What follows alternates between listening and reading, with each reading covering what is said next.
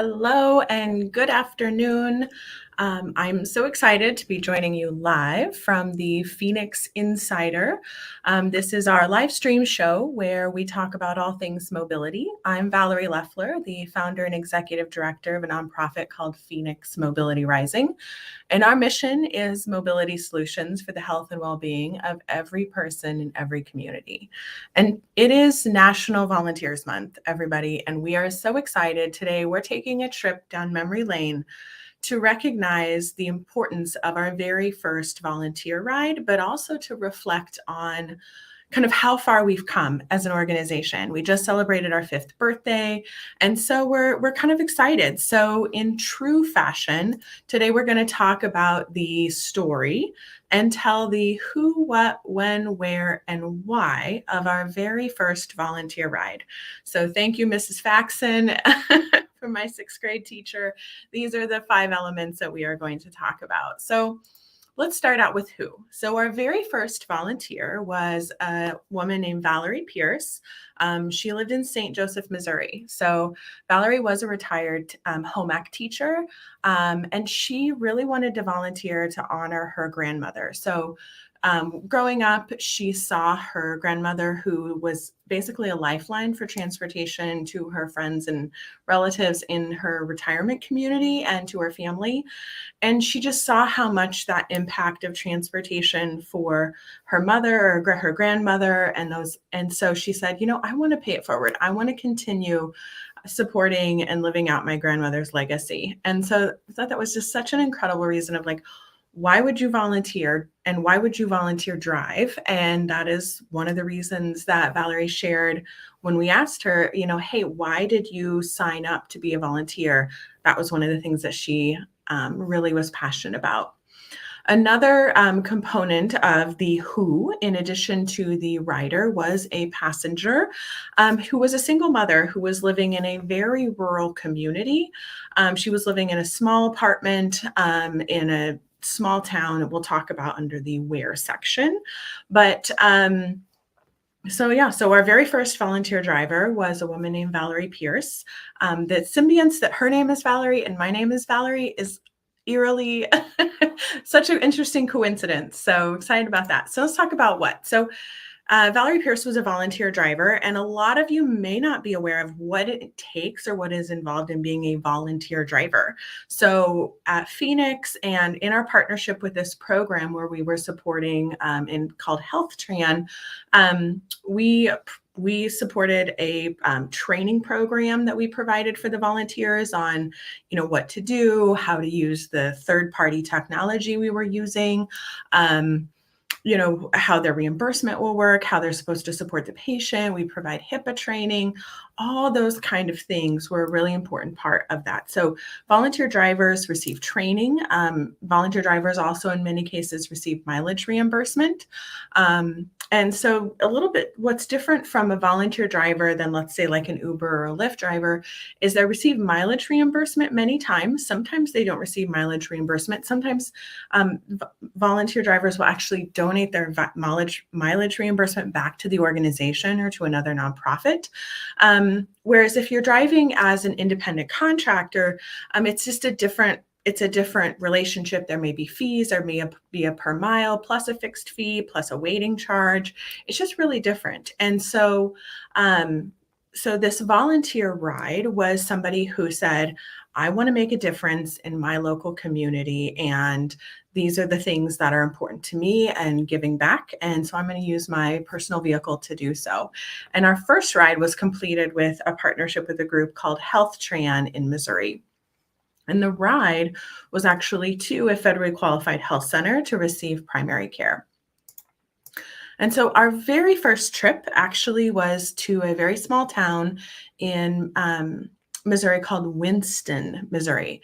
So this is a town about 45 miles east of St. Joseph. Winston, Missouri is a town of around 229 people. So that while it seems like a very small town, that is actually twice or more than 2 times the size of my hometown growing up. So my hometown of Virginia, Nebraska had about 93 people. I think population now is down to about 60 folks. So this was a booming metropolis of 229 people, though to a lot of folks who are, when they consider rural, 229 is very small. And we were taking the first passenger from Winston, Missouri to St. Joseph, which again, as I said, was 45 miles away to the nearest healthcare. And so fun fact about St. Joseph, while we're talking about St. Joe, they actually were the second community in the United States to have electric powered trolley cars. So, or street cars. And so I just think that's really interesting in this day and age where we're talking about electric vehicles and, all these kind of really cool things. This small town in Missouri in 1888 actually had the first electric trolley cars and streetcars. So how cool is that? So this trip from Winston, Missouri to St. Joseph, Missouri was 45 miles 4 ways. So the volunteer driver lived in St. Joseph, Missouri. And so she had to drive from St. Joseph to Winston, from Winston to St. Joseph, and then take the passenger back home from St. Joseph back to Winston, and then she had to drive home. So that's 180 miles, almost 200 miles for her very first volunteer gig. And so let's talk about when this happened. So this was May 11th, 2018. And an important thing I wanted to note, Feonix launched March 20th of 2018. So less than 60 days, 59 days, less than 60 days after we started as a nonprofit organization, we were already providing our first ride.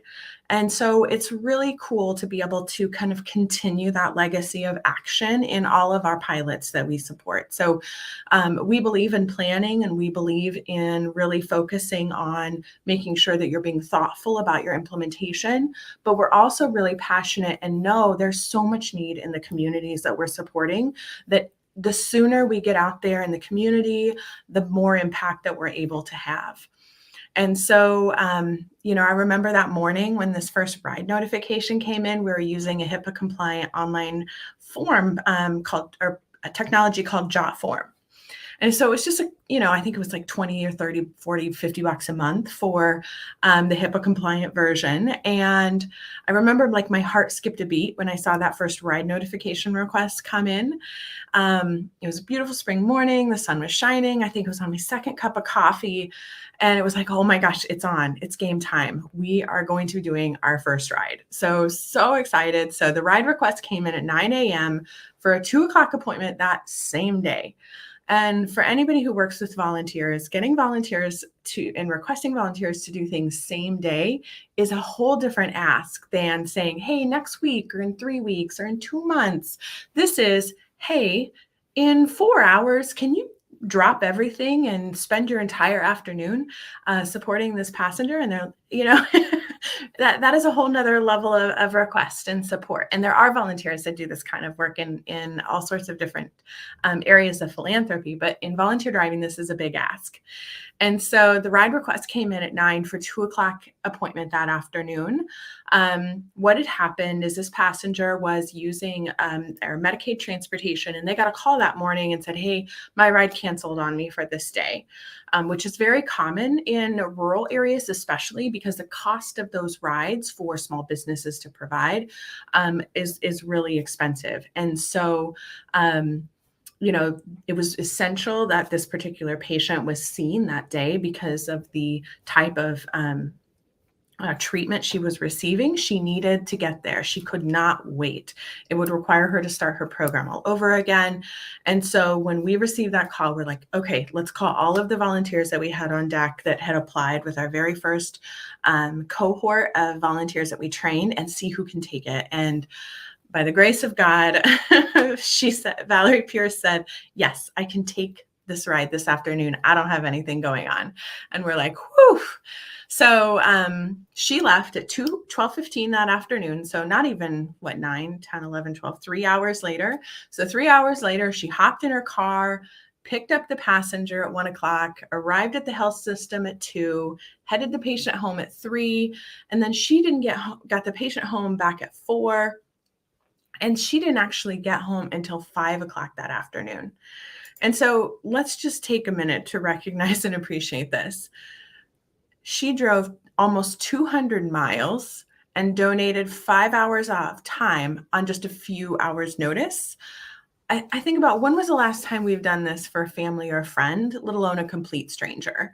And so these volunteer drivers are really the heroes and heroines. And we have several volunteers at Feonix who have completed more than 100 volunteer rides. And so we're just so honored and excited to have these incredible, selfless human beings as part of our organization to help us fill our mission.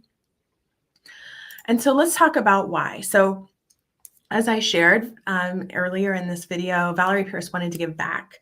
As a teacher, she'd served her community for decades, and she really wanted to honor her aunt's legacy. And she loved that she was able to meet the people that she was helping. So as a teacher, you meet the students, you meet the parents. In a lot of philanthropic capacities, when you're supporting a volunteer organization, you may not individually meet that family that you're supporting. And so this was a really impactful part of that opportunity. She was able to help support during those conversations, during those hours in the car together. She was able to connect that particular patient with resources for the school, for her children. And so that was just such a cool part of that experience. It was a happy accident, or just kind of that sheer nature of connection. And so, in rural communities and urban, but especially rural, there's public transit isn't in 45% of the communities. And in this little tiny town of Winston, Missouri, there is no public transit service. And many times, if those service was available, you'd have to call several days in advance because you have to plan and coordinate those kind of things. And because these rural rides are such a long distance, many times these Medicaid and Medicare transportation providers, it's not a feasible type of service to maintain or cost effective. And so they deny the ride. And so that's just the realities of business. A lot of the Medicaid and Medicare transportation providers are small businesses that have, margins to meet. They've got to cover their gas, their staff time, all the moving pieces. And if you have one ride that's going to leave your car kind of hanging out there for a while, and you're not able to pick up more trips, you can't cover your cost. And so that's one of the things what we're really passionate about at Feonix, is solving this issue. And we love that we're able to solve this in many cases with volunteers. And when we think about other philanthropic endeavors, whether it's food or animal rescue or housing, Habitat for Humanity, volunteers are such an important, vital, visible part of the philanthropic experience of giving back. And I think so often in volunteer transportation, it's kind of hidden. One of the cool things, there are over 700 volunteer driver programs in the US. And so it's just really cool to be one of those programs. So what to do with this information? We've shared about the first volunteer ride that we did. And if you happen to be located in Dallas, Texas, Bexar County or San Antonio, Corpus Christi or the Coastal Bend in Texas, or if you are in Winnebago County, Wisconsin, Waupaca County, Wisconsin, Kent County, Michigan, or Washtenaw County, Michigan, we would love for you to sign up to volunteer. Head over to volunteerdriver.org, or if you're just curious about our volunteer driver program that we operate all over the U.S., check it out, volunteerdriver.org, or go to our website, feonix.org, and check it out. Soon, because of the Michigan Mobility Wallet Project, we are also going to have volunteers in Detroit and Jackson, Michigan. So feel free to check it out. And if you do not live in one of those communities, please check out a number of different options. Fightcancer.org. The American Cancer Society has an incredible volunteer driver program called Road to Recovery, and they are always looking for drivers to support that need. And I can also drop in the link the National Volunteer Transportation Center, where you can check out other volunteer programs that might be near you. So I hope you enjoyed this live stream. It's been a long time since we've done these kind of events. And so we're just excited to bring live video back and share stories of the people we serve, the programs we support, the technology we use, our volunteers, our transportation partners, our board members. So thank you so much for joining us, and I hope you have a wonderful rest of your day, and we'll talk to you next week. Thank you. Bye-bye.